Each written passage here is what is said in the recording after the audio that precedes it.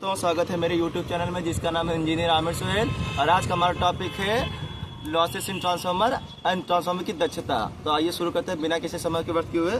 तो आप देखेंगे मैंने यहाँ पे एक चार्ट बनाया है। इस चार्ट को समझेंगे तो लॉस समझना आसान होगा। देखिए इसमें लिखा है लॉसेस इन ट्रांसफार्मर, जो कि दो प्रकार का होता है। एक होता है इलेक्ट्रिकल लॉस, एक होता है मैकेनिकल लॉस। इलेक्ट्रिकल लॉस चार प्रकार के होते हैं, 1, 2, 3, 4, जो कि है core loss, copper loss, stray loss, dielectric loss, hysteresis loss, eddy current loss. और ये दूसरा होता है मैकेनिकल लॉस। मैकेनिकल लॉस का मान 0 होता है क्योंकि इसमें कोई रोटेटिंग पार्ट नहीं होता है। हमारा सारा जो भी आज का टॉपिक होगा वो इलेक्ट्रिकल लॉस से ही रिलेटेड होगा। तो आइए शुरू करते हैं। तो हम सबसे पहले बात करेंगे कॉपर लॉस को। कॉपर लॉस या ओमिक लॉस, या बोले तो हाँ कॉपर लॉस या ओमिक लॉस, इस प्रकार के loss I square R loss के नाम से भी जाना जाता है। इस प्रकार की हानि तब उत्पन्न होता है जब ट्रांसफार्मर की प्राइमरी वाइंडिंग तथा सेकेंडरी वाइंडिंग में धारा प्रवाह के कारण एक तरह का रेजिस्टेंस उत्पन्न होता है, जिसके कारण वह हानि होती है। इस प्रकार के लॉस लोड के ऊपर डिपेंड करता है, अर्थात जैसे जैसे धारा का मान बढ़ेगा वैसे लोड बढ़ेगा और वैसे वैसे रेजिस्टेंस का मान भी बढ़ेगा। अब हमारा अगला लॉस है आयरन लॉस। आयरन लॉस को नो लोड के लॉस के नाम से भी जाना जाता है, क्योंकि इस प्रकार के लॉस तब उत्पन्न होता है जब ट्रांसफार्मर लोड से कनेक्टेड ना हो।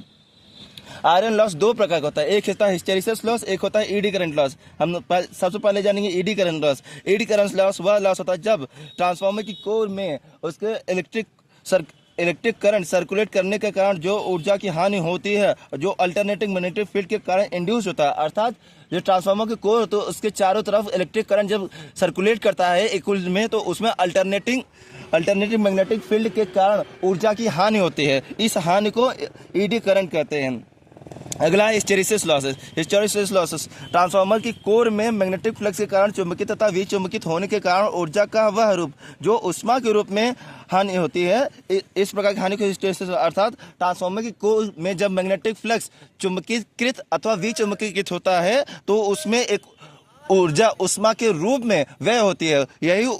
यही हानि हिस्टेरिसिस लॉसेस कहलाती है। और हमारा अगला लॉस है स्टेरिक लॉस। इस प्रकार के लॉस जो दोनों वाइंडिंग में लीकेज फ्लक्स के कारण उत्पन्न होते हैं स्टेरिक लॉसेस कहलाते हैं। अगला है डाइलेक्ट्रिक लॉसेस। डाइलेक्ट्रिक लॉसेस वह हानियां होती है जो ट्रांसफार्मर में इंसुलेटिंग मटेरियल के कारण उत्पन्न होती हैं, डाइलेक्ट्रिक लॉसेस कहलाते हैं। ये रहा हमारा types of losses in transformer. अब हम आगे देखेंगे ट्रांसफार्मर की दक्षता। तो आइए शुरू करते हैं।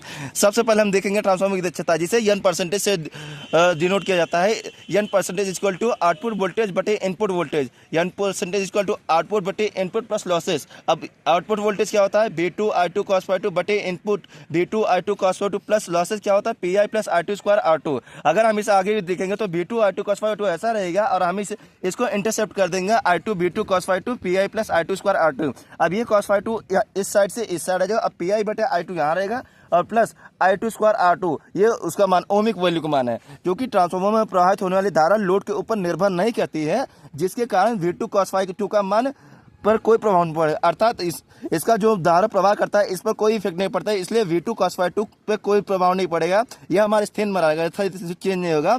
अतः हम अधिकतम हर के लिए I2 को अवकलन करके जीरो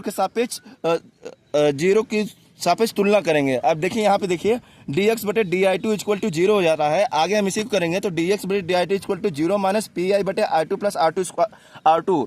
अब अगर हम इसी को इस साइड ले आए PI बटे I2 इक्वल टू R2, तो ये PI इधर रह जाएगा, PI equal to I2 square R2, यानी आयरन लॉस बराबर कॉपर लॉस। तो ये था हमारा ट्रांसफार्मर की दक्षता। अब हम अगले वीडियो में बात करेंगे बुचोल रिले की। Thank you.